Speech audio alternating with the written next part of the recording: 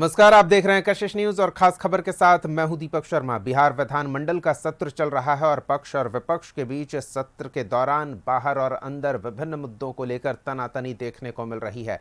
एक बार फिर शुक्रवार के दिन की कार्यवाही में भी बाहर और भीतर कानून व्यवस्था को लेकर विपक्ष ने सत्ता पक्ष को घेरा, लेकिन चर्चा जिस बात की सबसे ज्यादा रही, चाहे सदन के भीतर हो या सदन के बाहर, वो है यूजीसी गाइडलाइंस को लेकर माले विधायक के ब्राह्मणवाद की टिप्पणी पर। इस पर सत्ता पक्ष के नेता बिफर पड़े और इस मामले में ऐसी स्थिति बनी कि स्पीकर को दखल देना पड़ा और इस शब्द को सदन के प्रोसीडिंग से बाहर करने को लेकर कार्रवाई करनी पड़ी।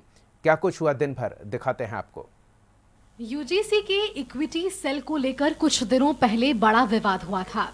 इसे भेदभाव वाला बताते हुए देश भर में छात्र सड़कों पर उतरे।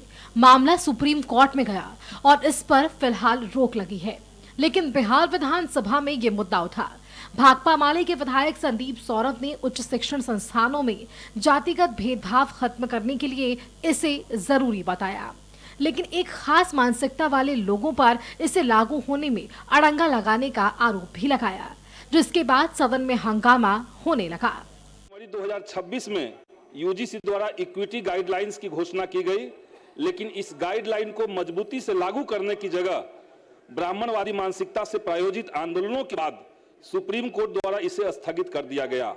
हालांकि कर्नाटक और तेलंगाना की राज्य सरकारों ने अपने उच्च शैक्षणिक संस्थानों में जातिगत भेदभाव और उत्पीड़न के खिलाफ रोहित वेमुला एक्ट की संभावना का संज्ञान लिया है। विश्वविद्यालय और उच्च शिक्षण संस्थानों में जातिवाद और भेदभाव को खत्म करने के लिए जरूरी है कि इस संबंध में बिहार सरकार अपने प्रदेश में उक्त यूजीसी गाइडलाइन को लागू करे तथा इस आशय संसद द्वारा अध्यादेश लाकर इसे कानून का रूप देने हेतु केंद्र सरकार से मांग करे। अतः हम इस अत्यंत लोक महत्व के प्रश्न पर सदन में यूजीसी इक्विटी गाइडलाइन को लागू करने का प्रस्ताव पारित करने की मांग करते हैं। प्रोसीडिंग से ब्राह्मण सा हटा दिया जाए, प्रोसीडिंग से ब्राह्मण से हटाया जाए। महोदय हमने कहा है, हमने आसन से कहा है प्रोसीडिंग से ब्राह्मण हटाया जाए। बैठिए,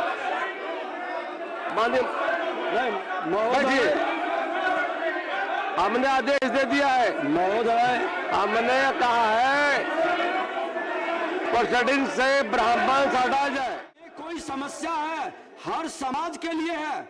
मैं भी टेक्निकल कॉलेज में पढ़ने गया था महोदय, उस समय सत्ता किसकी थी? मैं तो भूमिहार ब्राह्मण समाज से आता हूं महोदय। यही मुजफ्फरपुर में रैगिंग कराया गया, हॉस्टल से बाहर निकलने के लिए विवश किया गया महोदय। मैं भी तो भूमिहार ब्राह्मण समाज से हूं। ये मानसिकता पर प्रश्न उठनी चाहिए, लेकिन जातिगत भेदभाव से ये बाबा भीमराव अंबेडकर के जाति विहीन समाज के सपना को तार तार करने की मानसिकता रखने वाले लोग राष्ट्र के हितैषी नहीं है महोदय। इससे पहले नेता प्रतिपक्ष तेजस्वी यादव कई दिन बाद सदन की कार्यवाही में शामिल हुए। हालांकि वे कुछ समय बाद भी चले गए। विधानसभा पोर्टिको में विपक्षी विधायकों ने हाथों में बैनर लेकर सरकार के खिलाफ नारेबाजी की। पोस्टर बैनर में कानून व्यवस्था पर सवाल उठाए गए थे। निश्चित रूप से धमकी दी जा रही है, हमें भी जानकारी मिली है कि धमकी दी जा रही है। सरकार इस पर संज्ञान नहीं ले रही है, इसलिए कि एनडीए के लोग उसमें शामिल हैं और उस साजिश में शामिल। आपने देखा कि अभी जो चुनाव हुआ 2025 बिहार विधानसभा का, तो लोगों ने जंगल राज को याद रखा था।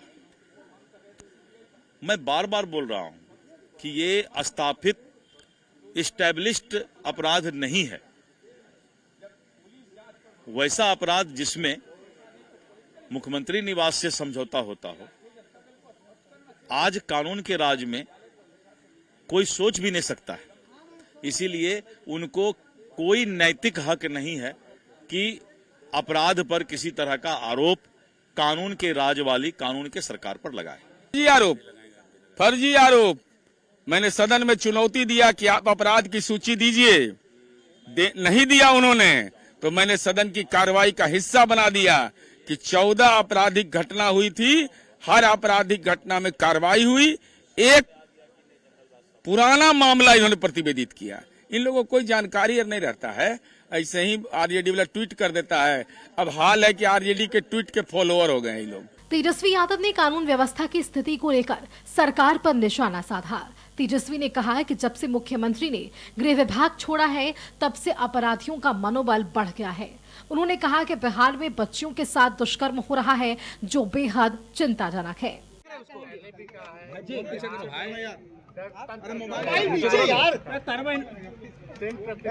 जो है हो रहा है, रंगदारी वसूला जा रहा है। भाई नहीं फोन पीछे हो रहा है, अपराध जो है पीछे करेगा तब ना भाई, कर ही नहीं रहा है। हाथ पीछे करो भाई, पीछे करो। कोई इन्वेस्टिगेशन है, सरकार अपराधियों को बचाने का काम कर रही है। और जैसा कि ये कोई नई बात नहीं, जब से एनडीए सरकार है, इससे पूर्व में भी चल रही थी, तो भी हम कहते थे कि अपराधी जो है विजय और सम्राट। भाई मोबाइल भयानक स्थिति है बिहार में। दुर्भाग्य है इस बात का कि हमारे मुख्यमंत्री जो है अच्छे थे। विधान परिषद के बाहर भी विपक्षी सदस्यों ने प्रदर्शन किया। पूर्व मुख्यमंत्री राबड़ी देवी ने कहा कि सरकार अपराध पर लगाम लगाने में नाकाम रही है। उन्होंने दावा किया कि फरवरी में 35 लड़कियों के साथ दुष्कर्म की वारदात हुई, लेकिन कोई ठोस कार्रवाई नहीं हुई।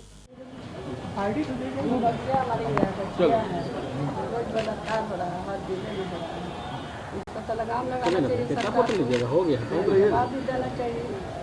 कोई जवाब देने के लिए तैयार नहीं है।